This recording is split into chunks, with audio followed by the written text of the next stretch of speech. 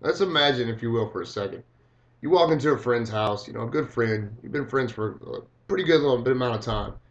This individual buys a dog. Now, this is the first time you've come to this house, and you're met at the door by this unruly furry beast, a dog with no manners whatsoever.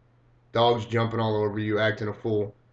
Well, the whole time, his owner is now chasing him around the house, spazzing out because he can't understand why his dog won't stop jumping on people that stop by. Why this dog has no manners. Well, if this individual would have took the time maybe to apply some stuff and maybe introduce him into basic obedience, more specifically the sit command, which is the basis of all basic obedience, then him and his furry companions' friends or furry companions' lives might have been a whole lot easier. In fact, it could be more enjoyable. Today we're going to be discussing the sit command. More specifically, I'm going to talk to you about how we're going to introduce it, and then how we're going to proof it to ensure the dog can complete it 100% of the time without any type of hesitation. So let's begin with how we're going to actually introduce the sit command to this unruly beast. Now, according to Master Sergeant Eric Haynes, a dog trainer of 15 years, a trainer that I worked with very closely, the best way to get any dog to perform is by ensuring that the dog wants to do it. You can't ask somebody to do something or tell them to do something. If they don't want to do it, they're simply not going to do it. Animals alike. The dog must want to do it. And this is done by what is known as inducive training. Now, according to the freedictionary.com, inducive means to induce or to influence. So you're trying to influence this dog to want to actually do this command, the sit command. To begin with training, you must first introduce the command while introducing the proper positioning. Now, this can be done through multiple methods, but we're going to talk about one in particular. One I like to do is hold up a treat or a cookie, a reward, whatever it's got the dog's attention. And you want to manipulate it by holding it over the dog's head in a manner that induces the dog to sit in the position. Now, once that dog is in what's known as the sit position, we'll gladly give the dog the reward and praise him. Now, the whole time we're trying to get him in that position, we're going to say sit. This helps the dog pair the phrase with the actual action.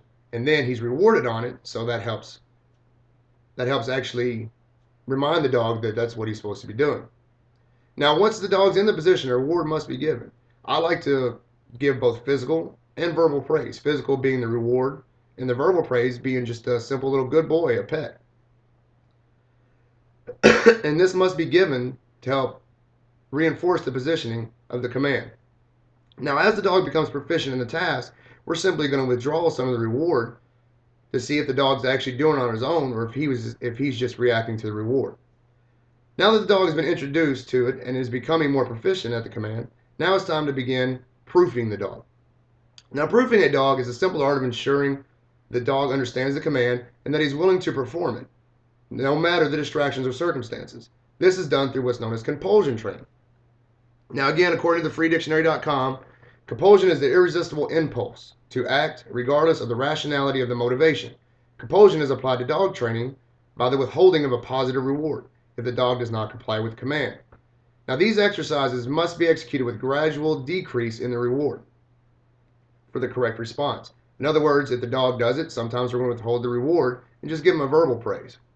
Now, to help proof, incorrect responses on the dog's behalf must be met with both physical or verbal or both type of corrections. That way, to ensure the dog understands that if he's not doing what he's told, he's not going to get the reward, plus he's going to be met with something negative. This helps to proof the dog. Now, the dog is completely proofed when you can give the dog the command and the dog reacts to it 100% of the time, no matter the distractions, no matter the circumstances, no matter what's going on around him. The dog is solely focused on that and he simply wants to do it.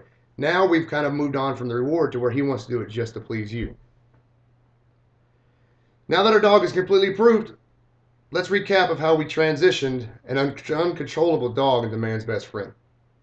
Now we had an animal that was just completely off the chain, out of control, had no ultimate desire to please his master whatsoever. Now we transformed this beast by applying inducive training to introduce the sit position, and then we proofed it by using compulsion training, by withholding rewards and introducing negativity into the actual training scenario. Now we got to remember the sit position is the basis for all basic obedience. Now with the basis of basic obedience now ingrained in the animal's head, we can begin moving on to teaching the dog more advanced obedience, setting him up for success and truly making him man's best friend.